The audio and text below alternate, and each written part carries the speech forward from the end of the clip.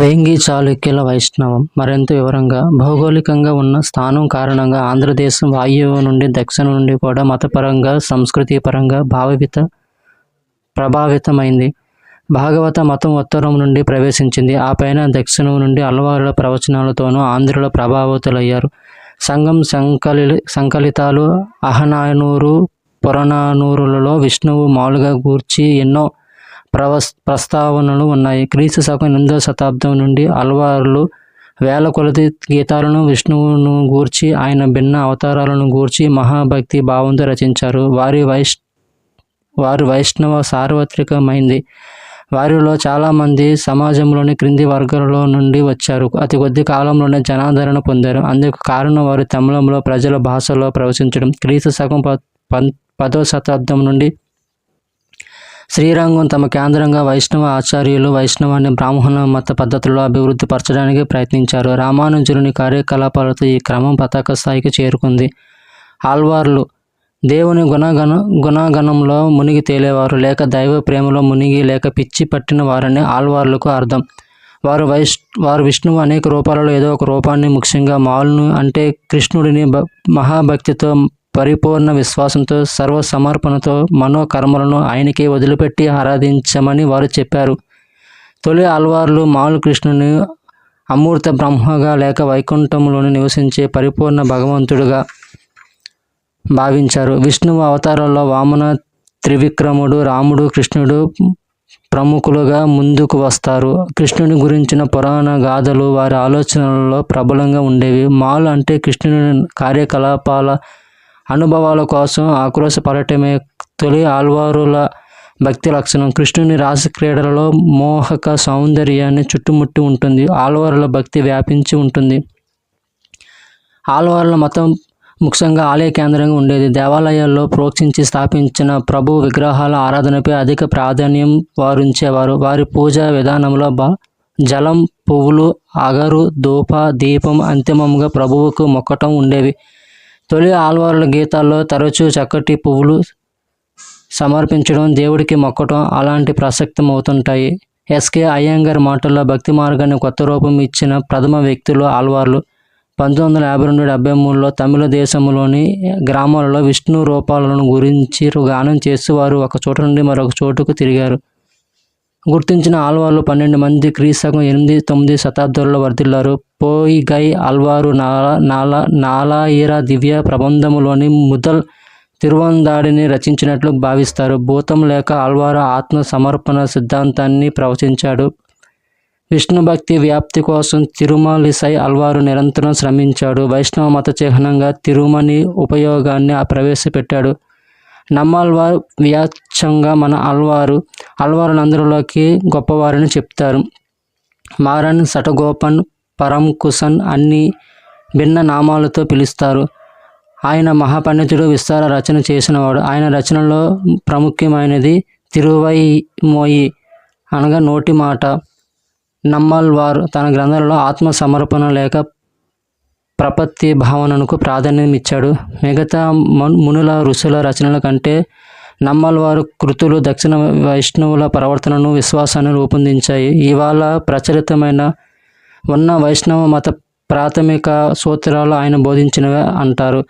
నమ్మాళ్వారు గీతాలను మధుర కవి ఆళ్వార్ ప్రచారం కల్పించాడు. ఆయన అమృత సందేశం గురుభక్తి దైవభక్తితో సమానం అని పెరియ పెద్ద ఆళ్వారు లేక విష్ణు చిత్తుడు తిరుమౌలిని రచించాడు.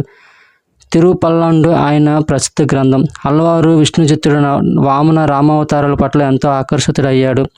ఆయన పెంపుడు కూతురు ఆండల్, ఆమెను దక్షిణ మీరాబాయి అని పిలవచ్చు.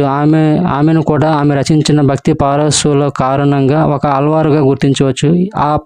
ఆ పాసురాల్లో అదే భక్తావేశం, ఉద్విగ్నత కనిపిస్తుంది. తిరువాస్కూరుకు మాజీ ప్రభువైన కులశేఖర ఆళ్వారు విష్ణువుని కీర్తిస్తూ పెరుమాళ్, తిరుమౌలి, ముకుందమాలలను రచించాడు. తొండర్ అడిప్పొడి ఆళ్వార్ లేక విప్రనారాయణుడు శ్రీరంగంలోని వేంచేసి ఉన్న రంగనాథ ప్రభువుని కీర్తిస్తూ గానం చేశాడు. తిరుప్పన్ ఆళ్వారు నిమ్న పన్నంనకు చెందినవాడు. ఆ కులం వారు గ్రామాలు తిరిగి పాటలు పాడేవారు. అతడు రంగనాథుని గొప్ప భక్తుడు. అందుకు ఆయనకు కానుక కూడా లభించింది. 12 మంది అల్వారులో చివరివాడు తిరుమంగై అల్వారు. అందరూ వైష్ణవ భక్తులకెల్లా ఆయన ఎంతో కీర్తి గడించి నాడనిపిస్తుంది. ఆయన విష్ణు గుణగానం చేస్తూ అధిక సంఖ్యలో పాసురాల 1361లో పాసురాలను రచించాడు. ఆయన వెంకటేశ్వరుడిని కృష్ణుడిగా త్రివిక్రముడిగా భావించి ఆ ప్రభువు దయ రక్షణల కోసం వేడుకున్నాడు. శ్రీరంగ ఆలయానికి 4వ ప్రాకారం కట్టించడానికి ఆయన ఎంతో ధనాన్ని వెచ్చించాడు. హిమాలయాల నుండి కన్యాకుమారి వరకు ఉన్న వైష్ణవ క్షేత్రాలు 108 తిరుపతులను స్వయంగా పర్యటించాడని చెబుతారు ఆచార్యులు. క్రీస్తు శకం 9వ శతాబ్దం మధ్య నుండి వైష్ణవ ఆచార్యుల యుగం ప్రారంభమవుతుంది. ఆల్వారుల కృతుల వ్యాఖ్యాతలుగా ఉన్న ఆచార్యులు తమ కాలమంతా జీవితమంతా వైష్ణవ ప్రచారాలకుగా పనిచేశారు. తమిళ వైష్ణవపు మేధాపక్షానికి వీరు ప్రాతినిధ్యం వహిస్తారు. అల్వారులు ఆవేశోద్వేగాల పక్షం వహించారు. ఒక వైయక్తిక దేవుడి పూజకు తాత్విక ప్రాతిపదిక కల్పించడం, ఆయన కరుణా కటాక్షల వీక్షణలపై విశ్వాసం పెంపొందించడం వీరి ముఖ్యోద్దేశం. ఆచార్యులలో మొదటివాడు నాథముని. ఆయన తరువాతివాడు పుండరీకాక్షుడు లేక ఉయ్యకొండార్ అనగా కొత్త ధర్మ వ్యవస్థ పరిరక్షకుడు. ఆ తర్వాతి వారు శ్రీరామ మిశ్రుడు, యమునాచార్యుడు. ఈ నలుగురిలో మొదటి వ్యక్తి ఆచార్యులలో అగ్రగణ్యుడు. ఈ నలుగురు ఆచార్యుల తర్వాత వర్ధిల్లినవాడు రామానుజుడు. నాథముని క్రీస్తు శకం 824-920. శ్రీ వైష్ణవ ప్రథమ గురువు నాథముని. ఉజ్వలత్వం, మనోమేత, పరిణితి ఉన్న ఋషి. ఈయన్ని రంగనాథాచార్యులు, శ్రీనాథముని అని కూడా పిలుస్తారు. ఈయనే నిజ ప్రవృత్తి సందేశ పితామహుడు. తర్వాత వచ్చిన గొప్ప వైష్ణవ గురువులు యమునాచార్యుడు అనగా ఆయన మనవుడు కూడా. శ్రీరామానుజాచార్యులకు మొగదలా ఉన్నవారు నాథముని ప్రసిద్ధుడైన ఆయన మనవుడు. యమునాచార్యుల మాటల్లో ఆయన దివ్యజ్ఞాన పరిత్యాగ భావనల బండారం, ఆగాధ భక్తి సముద్రుడు. ఆయన విశిష్టాద్వైత సిద్ధాంతానికి పునాది వేశాడు. తమిళనాడులోని దక్షిణ ఆర్కాటు జిల్లాలో చిదంబరానికి దగ్గరనున్న తిరునాయనపురం లేక కొట్టుమన్నారు కోయిల్కు చెందిన మహా ఆధ్యాత్మిక పరులు పండితులు ఆయన కుటుంబంలో జన్మించాడు.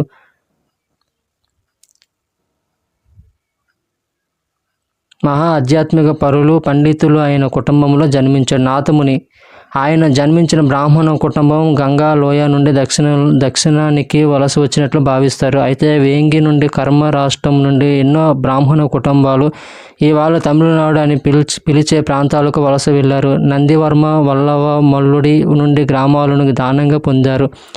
వారిని చతుర్వేదులు, త్రివేదులు, సండగ విధులు, క్రమవిధులు, భట్టులుగా అభివర్ణిస్తారు. వారు స్థిరపడిన గ్రామాల పేర్లు ఆంధ్రదేశంలోని గ్రామనామాలను అధికంగా పోలి ఉంటాయి. ఆసక్తియుతంగా తమిళనాడులోని చాలా గ్రామాలు శ్రీ వైష్ణవుల ఆధీనంలో ఉన్నాయి. వేద విజ్ఞాన పారంగతులైన నాథముని కుటుంబం వారు అలాంటి ఒక కుటుంబం నుండి వచ్చిన వారే అయి ఉంటారు. మరొక ఆసక్తికరమైన విషయం, నాథముని తండ్రి పేరుకు ప్రత్యాయంగా భట్టు ఉంది. జనాదరణ పొందిన వైష్ణవానికి వైదిక వ్యవస్థలో సానుకూలత ఏర్పరిచింది. శ్రీ వైష్ణవం కర్మకాండలు, పూజాధికాలు నిర్వహించే వేద పండితులు అధిక సంఖ్యలో ఉన్న ఫలితమే అలా జరగడానికి కారణమై ఉండవచ్చు. నాథముని తండ్రి ఈశ్వర భట్టు పంచరాత్రికుడు. దక్షిణ భారత మత చరిత్రలో ముఖ్య పాత్ర వహించిన తాతాచార్యుల గొప్ప కుటుంబానికి మూల పురుషుడు కూడా ఈయనే. వైదిక విద్యల పట్ల ఈశ్వర భట్టుకు ఎంతో ఆసక్తి. ఆయన కొడుకు వేదాంగ శాస్త్ర పారంగతుడయ్యాడు. మధుర, అయోధ్య, వారణాసి, పూరి, సింహాద్రి, అహోబిలం, తిరువేంగడం లాంటి ప్రదేశాలను నాథముని పర్యటించాడని చెప్తారు. శ్రీరంగం ఆలయంలో ఈయన తండ్రికి వారసుడయ్యాడు. అక్కడ ఆయన పని శ్రీకార్యం ఆలయ నిర్వాహకుడుగా ఆయన క్రీస్తు 1920లో మరణించాడు. ఉభయ వేదాంత శాఖ నిజ ప్రాతిపదికుడు నాథముని. తన సంస్కృత గ్రంథాల ద్వారా శ్రీ వైష్ణవ తత్వాన్ని దక్షిణంలో ప్రచారం చేయటంలో మార్గదర్శి. దురదృష్టవశాత్తు ఆయన 3 గ్రంథాలు న్యాయతత్వ, పురుష నిర్ణయ, యోగ రహస్యాలలో ఏవి లభ్యం కావు. మొత్తం నాలాయిర దివ్య ప్రబంధాన్ని 4000 పాసురాల దివ్య ప్రబంధాన్ని ఆయన సంస్కరించాడు. వేదాల నమూనా వలె ఆయన గ్రంథాన్ని 4 విభాగాలుగా విభజించాడు. ప్రతి దానిలోనూ సుమారు 1000 పాసురాలు ఉంటాయి. మొట్టమొదటిసారిగా వాటికి సంగీతాన్ని కూర్చిన ఘనత కూడా ఆయనకే దక్కుతుంది. శ్రీరంగంలోని పూజా కార్యక్రమంలో ఒక భాగంగా దీని పఠనం ప్రవేశపెట్టడం జరిగింది. ఈ ఆచారం క్రమంగా దక్షిణ భారతదేశంలో ఇతర ఆలయాలకు వ్యాపించింది. నిష్ఠాపరులైన వైష్ణవుల దైనందిన పఠనంలోనూ ఇది చేరిపోయింది. ఆయన పాసురాలకు సంస్కృత పవిత్ర గ్రంథాల స్థాయిని కల్పించి అల్వారులను అమరులను చేశాడు. ఆలయ పర్వాలలో ప్రబంధానికి వేద స్థాయి కల్పించి నాదముని తమిళ గ్రంథాలు ఏ విధంగానూ సంస్కృత గ్రంథాలకు తక్కువ కావని నిరూపించాడు. తమిళ గ్రంథాలకు పవిత్రత నాపాదించాడు.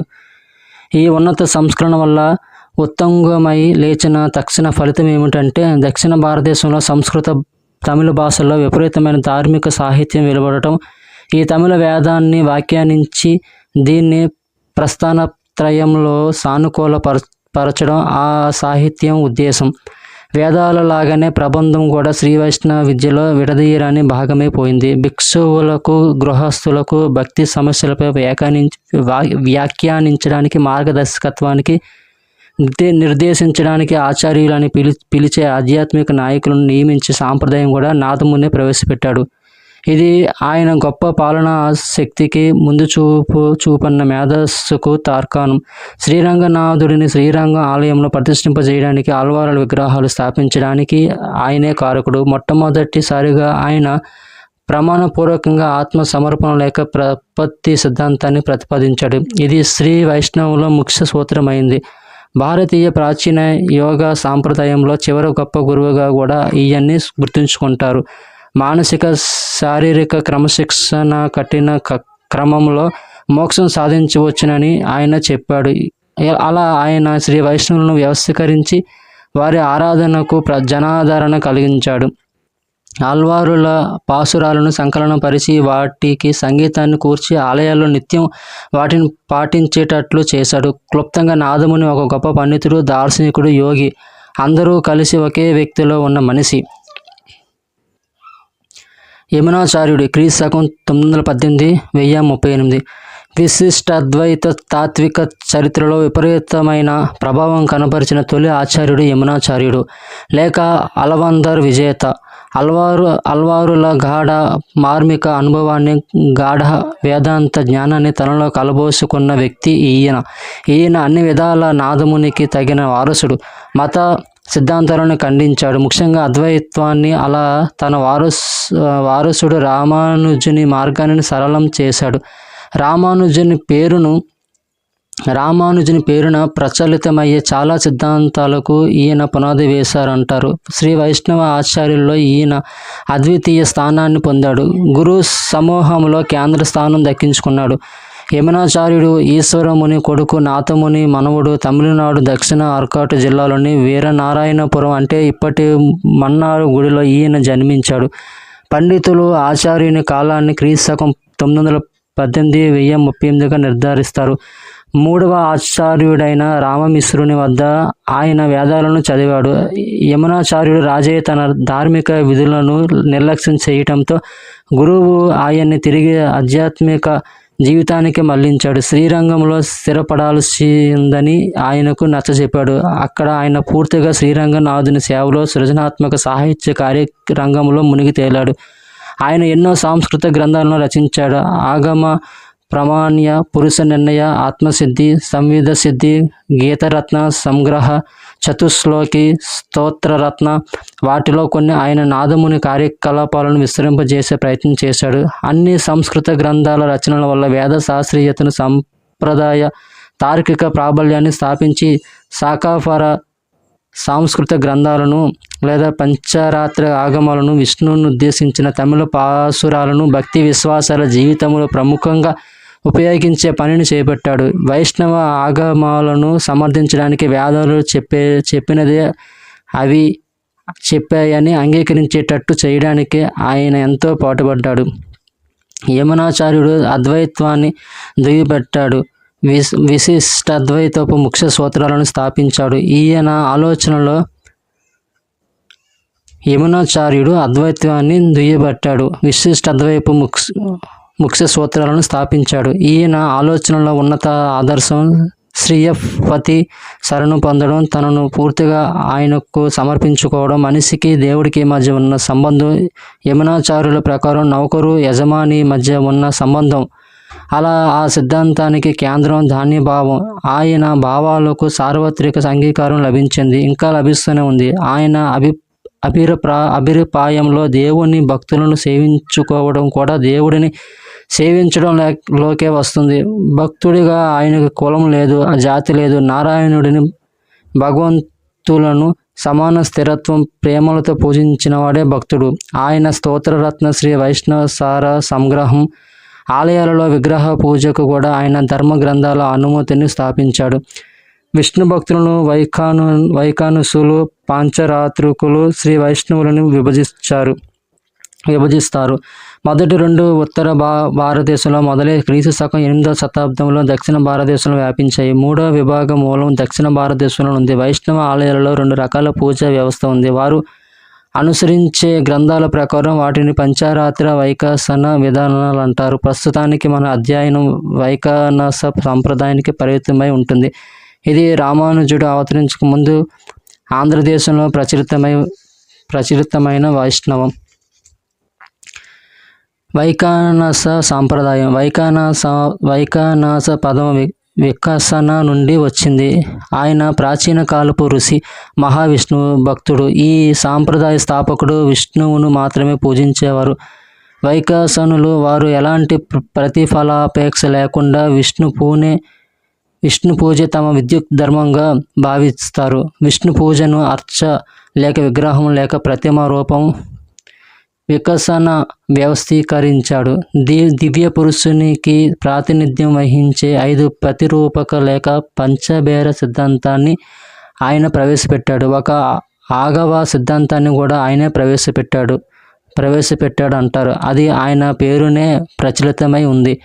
ఆయన ఆగమాలు లేక ఆలయ పూజాధికాలపై గ్రంథాలు ముఖ్యంగా విష్ణువులను ఒక మూర్తి రూపంలో పూజించడానికే సంబంధించినవి. ఆయన క్రీస్తు శకం 3వ శతాబ్దంలో రచించాడని భావించిన వైఖాసన సూత్రాలలో ఆయన బోధలన్నీ ఇమిడి ఉన్నాయి. ఆయనకున్న 9 మంది శిష్యులలో ప్రముఖులు కాశ్యప, అత్రి, మరీచి, భృగువులు ఈ ఆగమ సూత్రాలను మరింత విపులపరిచారు. మొత్తం మీద 60 వైఖాసన ఆగమాలున్నాయి. ఇవి పంచారాత్ర ఆగమ మరింత ప్రాచీనమైనవి. ఒకవేళ అంతకు ముందున్నవి కాకపోయినా ప్రాచీనమైనవి అవి అని భావిస్తారు. ఆగమాలు దేవాలయ వాస్తు శాస్త్ర, వైష్ణవ ప్రతిమా శాస్త్ర విషయాలను చెప్తాయి. విష్ణు పూజా విధానాన్ని అవి వర్ణిస్తాయి. వైఖానసుల దినచర్యను విధిస్తాయి. ముఖ్య లక్షణాలు. వైఖాసన విభాగం తను పూర్తిగా ప్రాచీనం, వైదికం అని భావిస్తుంది. దాని ముఖ్య ఉన్నత సూత్రం స్త్రీతో కలిసిన విష్ణువు అది పురుషుడు, భక్తుడు ఆయన పైనే దృష్టి నిలపాలి. స్త్రీ లేక లక్ష్మి, ఆయన విభూతి లేక ఐశ్వర్యం. ఆయన పంచపర వ్యూహ విభవ అంతర్యామి అర్చ స్థితులలోనూ ఆమె ఆయన వెంట ఉంటుంది. పర ఉన్నత రూపాన్ని జ్ఞానం వల్ల తెలుసుకోవచ్చు. నిరంతర ధ్యాన భక్తి తత్పరతల వల్ల అమూర్తమైన దానిని మూర్తింప చేసుకోవచ్చు. ప్రాణాయామం ధ్యానం వల్ల ఆయనను అంతర్యామి లేదా అంతర్వ్యాసిగా తెలుసుకోవచ్చు. ఆయన కరుణకు పాత్రమవటానికి భక్తి ప్రపత్తులే శ్రేష్ఠ మార్గం. అర్చ పూజకు ఎంతో ప్రాముఖ్యమివ్వటం జరిగింది. వైఖానసుని ప్రాథమిక కర్తవ్యం విష్ణువు అర్చ రూపాన్ని, ఆయన్నే స్వయంగా అవతరించిన రూపాన్ని సృజించడం. ఇతర పూజా పద్ధతులు అదనపువి.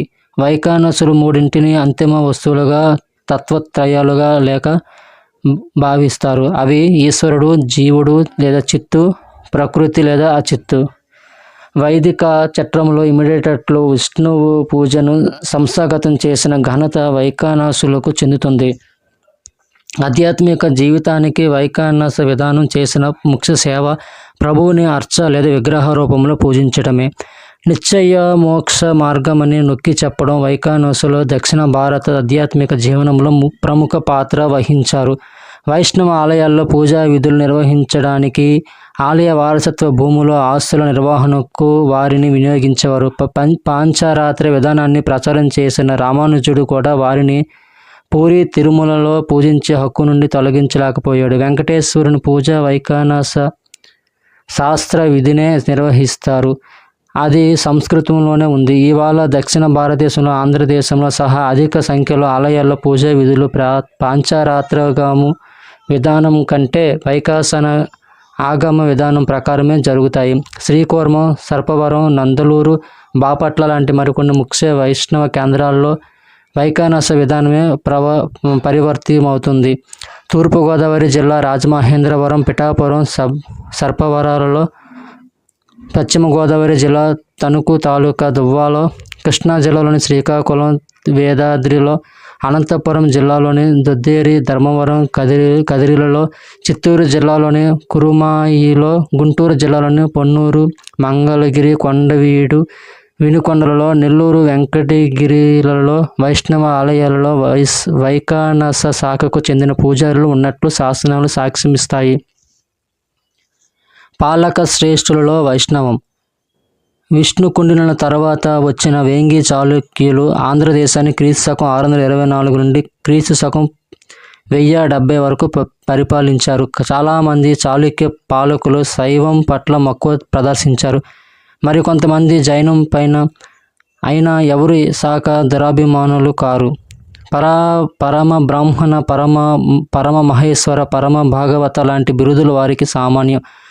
ఒక్కోసారి ఒకే రాజుకు ఈ 3 బిరుదులు కూడా ఉండేవి. అయితే మొత్తం మీద చాళుక్యులు శైవం పైనే ఎక్కువ మక్కువ చూపేవారు. వైష్ణవానికి రాజా ప్రజాచరణ అంతంత మాత్రమే. వైష్ణవును వరాహ రూపములను శాసనాలలో ప్రార్థించిన కొన్ని నాణేలపై వరాహముద్రలు ఉన్న వైష్ణవ అంశాలను సందర్భానుసారంగా ప్రసక్తం చేసిన కొంతమంది రాజులు విష్ణువర్ధనుని పేర్లు పెట్టుకున్న చాలామంది చాళుక్య ప్రభువులు శైవానికి ప్రాపకం కలిగించినంతగా వైష్ణవానికి కలిగించలేదు. రాజధానాలు వైష్ణవాలయాలు పొందిన సందర్భాలు చాలా కొద్ది మాత్రమే ఉన్నాయి. కుబ్జ విష్ణువర్ధనుడు క్రీస్తు శకం 624-641 ప్రకారం వేంగి చాళుక్య వంశస్థాపకుడు. అతని పేరు శాసనాలలోని ప్రశంసలు, త్రివిక్రమునితో ఆయన పోలిక ఇవన్నీ ఆయన విష్ణు భక్తుడని సూచించేటట్లు ఉంటాయి. శాసనాలు ఆయన్ని పరమ బ్రాహ్మణ్య పరమ భాగవతుడిగా చిత్రిస్తాయి. ఆయన వారసులలో శాసనాలలో ఆయనని కారణ విష్ణువని లేదా అవతారమెత్తిన విష్ణువని, యదం యుగిన విష్ణు లేక ఈ యుగ విష్ణు అని అభివర్ణిస్తాయి. ఆయన పిష్టపుర భగవంతుని భక్తుడని, విజయనగరం జిల్లా చీపురుపల్లిలోని వరాహ ఆలయ నిర్మిత అని చెప్తారు. వైష్ణవోన్ముఖత ఉన్న మరో చాళుక్య రాజు రాజరాజ నరేంద్రుడు. క్రీస్తు శకం 1022-61లో సంస్కృత మహాభారతాన్ని ఆయన తెనిగింపజేశాడు. అందులో శ్రీకృష్ణుని పాత్ర ప్రముఖం.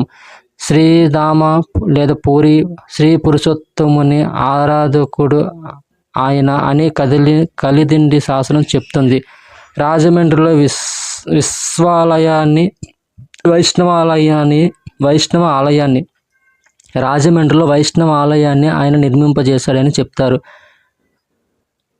కొంతమంది దాతలు, భక్తులు కూడా వైష్ణవాలయ నిర్మాణంలో శ్రద్ధాశక్తులు కనపరిచారు. తూర్పుగోదావరి జిల్లా చాళుక్య భీమవరంలోని మాండవ్య నారాయణ ఆలయం అలాంటిదే. ఆ ఆలయాన్ని ప్రసిద్ధుడైన వైశ్య శ్రేష్ఠి మాండవ్యుడు నిర్మించి తన పేరున స్వామిని పిలిచాడు. బహుశా ఆ ఆలయం క్రీస్తు శకం 10వ శతాబ్దం ఉత్తరార్ధంలో నిర్మితమై ఉండవచ్చు. ఎందుకంటే రాజనారాయణి ఆలయంగా కూడా దాన్ని చెప్తారు. ఆ కాలంలో ఆంధ్రదేశాన్ని పాలించిన దానార్ణవుని బిరుదం రాజనారాయణుడే. ఈ ఆలయం చాళుక్య చోళుల కాలంలో జనాదరణ కలిగిన వైష్ణవ కేంద్రంగా విలసిల్లింది. తూర్పుగోదావరి జిల్లా తుని తాలూకా నామగోరిలోని వేణుగోపాల స్వామి ఆలయం కూడా ఈ ఆలయంలో నిర్మితమైన మరో వైష్ణవ ఆలయం. వేణుగోపాలుడుగా, మదన గోపాలుడుగా గోపికలతో కృష్ణుని రాస క్రీడలను, రామాయణ గాథలను చాళుక్య భీమవరం ఆలయంలో శిల్పాలుగా మలచడం చూస్తే భాగవతం, రామాయణం ఎంతో జనాదరణ పొందాయని తెలుస్తుంది. ఆ కాలపు ప్రముఖ వైష్ణవాలయాలను కింద ప్రస్తావించడం జరిగింది. తిరుమల తిరుపతి ఆలయ ప్రాచీనత. సామాన్యంగా దక్షిణ భారతదేశంలోని, ముఖ్యంగా ఆంధ్రదేశంలో చిత్తూరు జిల్లాలోని తిరుమల తిరుపతి మధ్య యుగాల నుండి ప్రసిద్ధి చెందిన వైష్ణవ క్షేత్రం.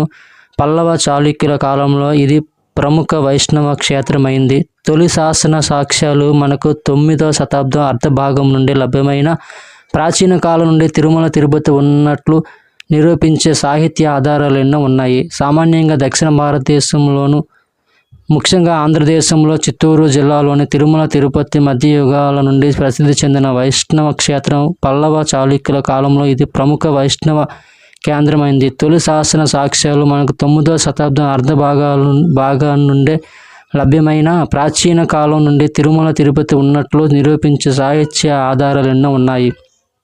తొలికాలపు తమిళ సాహిత్యం వెంకటాచలాన్ని ప్రస్తావిస్తుంది. ప్రాచీన తమిళ వ్యాకరణ గ్రంథం తొల్కప్పియం వెంగడం కొండను ప్రస్తావిస్తుంది. క్రీస్తు శకం 8వ శతాబ్దం కంటే ముందున్నదని భావించే సంగం సాహిత్యం వెంకటాచలం దాని చరిత్రపై కొంత వెలుగును ప్రస్తారింపజేస్తుంది.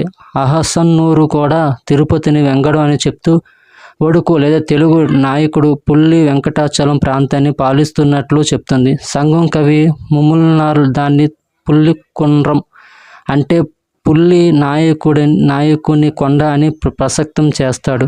తిరుమల కొండపై నిర్వహించిన పర్వాలను గూర్చి ఆయన ప్రస్తావించాడు. తిరుమలలో నిర్వహించిన ఒక విలపు పండుగ గూర్చి తిరుమగైసై అల్వారు చెప్పాడు.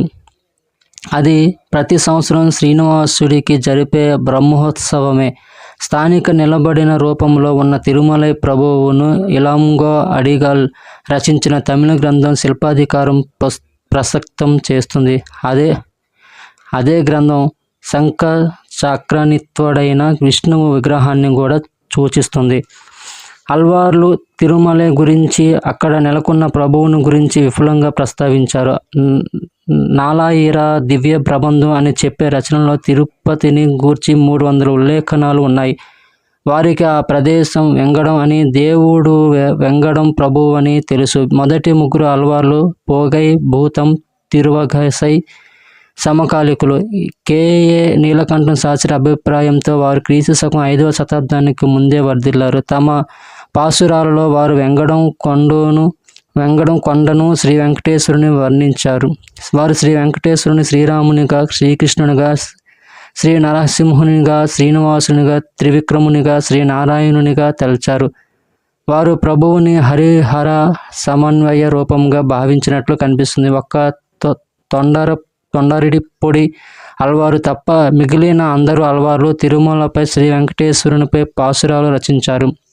తిరుమల పట్ల కులశేఖర అల్వారు భక్తి ఎంతో గొప్పదంటే ఆయన తన పాసురంలో తాను ఒక చేపగానో, ఒక పొదగానో, లేక ఆలయంలో పనిచేసే సేవకుడుగానో పుట్టాలని కోరుకున్నాడు. తిరుమల గర్భగృహపు బంగారు రేకు గడపకు ఆయన పేరు పెట్టారు. వైష్ణవ ఋషి సాహిత్యంలో వెంకటనామం వేదాలలో సాన్నిహిత్యం కలిగి ఉందని విష్ణువును వేద ప్రభువుని చెప్పడం జరిగింది. ఋగ్వేదంలో విష్ణువు కొండలపై నివసించే భావన, పర్వతవాసి వృషభంగా విష్ణువును భావించడం. వైష్ణవ అల్వార్లు తమ పాసురాలను వెంగడం కొండపై నివసించే విష్ణువుకు అంకితం చేసే విధంగా ప్రభావితం చేసి ఉంటుంది. తిరుమలలో ఆలయ నిర్మాణం. సంప్రదాయం ప్రకారం తిరుమల ఆలయాన్ని ఆకాశరాజు తమ్ముడైన తొండైమాన్ అనే రాజు క్రైస్తవ కాలమానపు తొలి శతాబ్దంలో నిర్మించాడు. అయితే క్రీస్తు శకం 8వ శతాబ్దానికి ముందు తిరుమలలో ఆలయం ఉందని నిరూపించే గట్టి సాక్ష్యం ఏదీ లేదు. తిరుమలిగై కులశేఖరాల వర్ణనాలను బట్టి ఒకప్పుడు వెంకటనాథుడు ఒక వేదికపై నిలబడి ఉన్న భంగిమలో బయలు మండపంలో వేంచేసి ఉన్నాడని, ఆ తరువాత గర్భగృహం తిరువగైసై అల్వారు, కులశేఖర అల్వార్ల కాలంలో నిర్మితమైనట్లు తెలుస్తుంది. ఈ అల్వార్ల కాలం క్రీస్తకం 8వ శతాబ్దం కనుక క్రీస్తకం 8వ శతాబ్దం ప్రాంతంలో దేవుడికి ఒక చిన్న ఆలయం ఉండేదని, అది బహుశా ఇటుకలతో కట్టి ఉన్నట్టుదని భావించడం జరిగింది. అయితే గర్భగృహంలో బహుశా అర్ధమండపంతో కూడా ఒక క్రమమైన ఆలయం క్రీస్తకం 8-10 శతాబ్దాల తర్వాత నిర్మితమై ఉండవచ్చునని క్రీస్తకం 960 నాటి పల్లవ నాయకుడు శక్తి విటంకన్ భార్య సమవాయ్ అంటే కాడవన్ పెరుందేవి వేయించిన ప్రసిద్ధ శాసనం నిరూపిస్తుంది. ఈ శాసనం ఒక ఆలయం ఉన్నట్లు స్పష్టంగా చెప్తుంది. ఉత్సవమూర్తిని శుద్ధి చేయడం చూస్తే అర్ధమండపం ఉన్నట్లు తెలుస్తుంది. వెంకటేశ్వర దేవుడికి ప్రత్యేక పూజలు నిర్వహించిన సుమవాయి ఆయన వెండి విగ్రహాన్ని ఆలయంలో ప్రతిష్ఠించి ఆ విగ్రహానికి మనవాళ్ళ పెరుమాళ్ అని పేరు పెట్టింది. ఈ ఆలయ విగ్రహానికి ఆమె తిరుముడి, ఉదరబంధం, బాహువలయం, తిరుచందనం, ప్రభ ఆదిగా గల మరెన్నో ఆభరణాలను కానుకలను సమర్పించింది. వండిన అన్నప్రసాదం నిత్యం స్వామికి కైంకర్యమయ్యేటట్లు ఆమె ఏర్పాటు చేసింది. 2 ఆయనం సంక్రాంతులప్పుడు 2 విష్ణు సంక్రాంతులప్పుడు తిరుమంజనం కూడా ఏర్పాటు చేసింది. సమవాయి మానవాళ పెరుమాళ్ళకి 2 రోజుల పరమ ఉత్సవాలను మరో 2 పండుగ పొరట్టాసి 9 రోజుల పాటు జరిపేట్టు ఏర్పాటు చేసింది. అదే సంవత్సరం అంటే క్రీస్తకం 966లో ప్రతిరోజు 2 ఊరేగింపులలో ముక్కోటి ద్వాదశికి ముందు 7 రోజులు మనవాళ్ళ పెరుమాళ్ళకు జరగటానికి ఆమె ఏర్పాట్లు చేసింది. ఆమె 4176 కూలీల మాగాణి భూములను కొని వాటిని ఈ పండుగల ఖర్చుల కోసం ఆలయానికి దానం చేసింది. అలా క్రీస్తశకం 10వ శతాబ్దంలోనే పొరట్టాసి నెలలో మొదటి నుండి సంవత్సరానికి ఒకసారి ఉత్సవంతో బ్రహ్మోత్సవం మరొకసారి జరపటమయ్యింది. చోళరాజు మొదటి రాజరాజు 16వ పాలనా వర్షంలోని శాసనము 2వ పరాంతకుని రాణి పరాంతదేవి అమ్మన్ వెంకటేశ్వరునికి కెంపులు, వజ్రాలు, రత్నాలతో పొదిగిన పట్టణమును సమర్పించింది. క్రీస్తుశకం 8వ శతాబ్దానికి కొండగుడి పవిత్రతను గూర్చిన నమ్మకం రాజులు, మంత్రులు, సేనాలలో ఇనుమడించింది. ఇందుకు సూచకంగా ఎన్నో శాసనాలు 9వ శతాబ్దం నుండి లభ్యమవుతాయి. బాణ వంశానికి చెందిన విజయాదిత్యుని క్రీస్తకం 830-850లో స్థానిక శాసనం కొండదేవుడు తిరువెంగడుత్ పెరుమనడిగల్ లేదా వెంకటేశ్వరుడు ఆలయ నిత్య దీపం ఏర్పాటు చేసి ఆయన చేసినట్లు చెప్తుంది. అంటే అప్పటికే ఒక క్రమమైన ఆలయం ఏర్పడి ఉందని మనకు తెలుస్తుంది. సుమారుగా 1 సంవత్సరం తర్వాత యాదవ వంశానికి చెందిన వీర నరసింగ క్రీస్తుశకం 968-1000 సంవత్సరాల్లో కొండగుడిని నవీకరణ చేసినట్లు చెప్తారు. రాష్ట్రకూట కుటుంబానికి చెందిన సభ్యులు కూడా తిరుమల ఆలయ ప్రాపకులుగా ఉన్నట్లు తెలుస్తుంది. రాజు కన్నారదేవుని 19వ పాలనా వర్షంలో రాణి గంగమహాదేవి చెలికత్తి తిరుమలపై యక్షునికి దీపదానం చేసినట్లు ఒక శాసనం చెప్తుంది. క్రీస్తుశకం 9వ శతాబ్దం పశ్చిమార్ధంలో తిరుపతి సమీపంలో తిరుచానూరు మరో చిన్న తిరుపతిగా అభివృద్ధి చెందింది. తిరువిలాన్కోయిల్ లేదా పైకొండ ఆలయ ప్రతిరూపంను కొండదేవుడి ప్రతిరూపాన్ని ప్రతిష్ఠించి నిర్మించినట్లు ఒక తిరుచానూరు శాసనం చెప్తుంది. తిరుమల కొండను ఎక్కి దర్శించలేని వారి కోసం తిరువిలాన్ కోయిల్ను కట్టి ఉండవచ్చు. అయితే తిరుమల దేవుడి పైన ఉండే మక్కువ ఎంత గొప్పదంటే మైదానంలో నిర్మించిన ఈ ప్రతిరూప ఆలయం కొద్ది రోజుల్లోనే నిరుపయోగంగా ఉండిపోయింది. కొండ ఎక్కడం ఎంత కష్టం, ప్రమాదభరితమైనప్పటికీ భక్తులు కొండదేవుడి పైనే మక్కువ చూపారు. క్రీస్తుశకం 10వ శతాబ్దం తర్వాత ఆలయం మరిన్ని మార్పులకు లోనైంది. అహోబిలం కర్నూలు జిల్లా ఆళ్లగడ్డ మండలంలోని అహోబిలం ఆంధ్రదేశంలో ముఖ్య వైష్ణవ క్షేత్రాలయాల్లో ఒకటి. పై అహోబిలంలోని నృసింహాలయం ఒక ప్రాచీన వైష్ణవ క్షేత్రం. నవనృసింహ క్షేత్రమని దానికి ప్రసిద్ధి. 9 నృసింహులు ప్రహ్లాద, వరద లేక లక్ష్మి, నరసింహ, చత్రవాత, కరండ, యోగానంద, గుహ, క్రోధ, మలోల, జ్వాల, పవన నరసింహులు. తొలి కాలానికి సంబంధించిన శాసనాలు లేకపోయినప్పటికీ సాహిత్య ఆధారాలు దక్షిణ భారతదేశంలో ఈ ఆలయ ప్రాచీనతను, పవిత్రతను, జనాదరణను స్పష్టం చేస్తాయి.